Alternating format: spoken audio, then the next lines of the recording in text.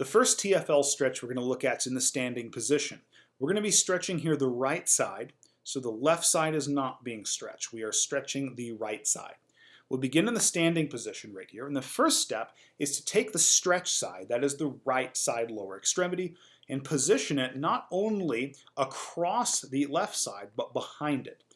So we're going to shift the right side, across the left one, and behind it as you see right there. We also want to make sure that the foot on that right side is at the very least pointed forward, or if you can, point it in a little bit like she has in this picture right here. And you can certainly hold onto a wall for stability. Again, we're trying to stretch, not stress balance. So if we want to get a greater stretch, we can take balance out of the equation by holding onto something. Okay? From here, I'm going to reach up with my stretch side, and I can either think about it as side bending away from the stretch side or driving my hips out toward the stretch side, like this. I can get a further stretch by driving the hips out further and or protracting my scapula. And I'm going to hold this position anywhere between 30 and 60 seconds. You should feel that stretch in the TFL, which remember is in the anterolateral hip region below the ASIS. Okay? The second TFL stretch is going to be done in the seated position. And once again, we're going to be stretching the right side TFL, but not the left. So I'll begin here in the long seated position. And once I'm there, I'm going to lift my right leg, the side I'm stretching, over the left. I can certainly grab that leg and pull it closer to my stomach or to my chest. The closer I pull it to my body, the more stretch I'm going to facilitate in that TFL, which is close to the mat right there. Okay?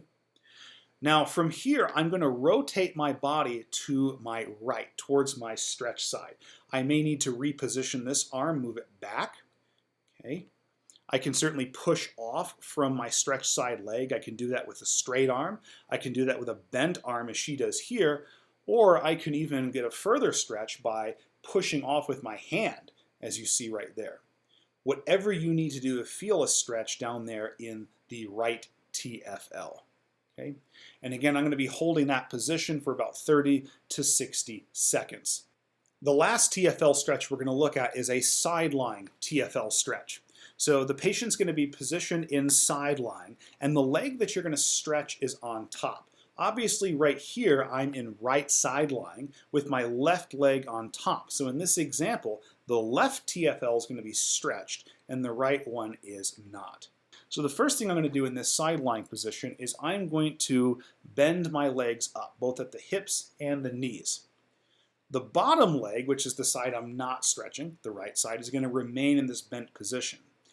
So this right leg is not being stretched. That leg is going to remain bent. But the left side, I'm going to straighten out that leg and allow the hip to move into extension, and then allow that leg to fall off the edge of the table. So I'm allowing it to go into adduction. Okay? There's a couple things you can do in this position.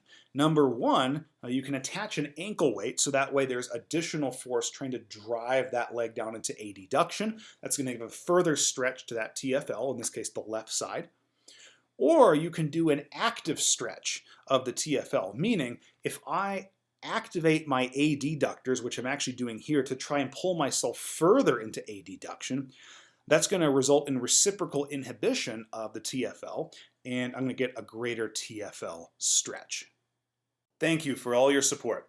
Be sure to check out my Instagram for cool science and not science stuff.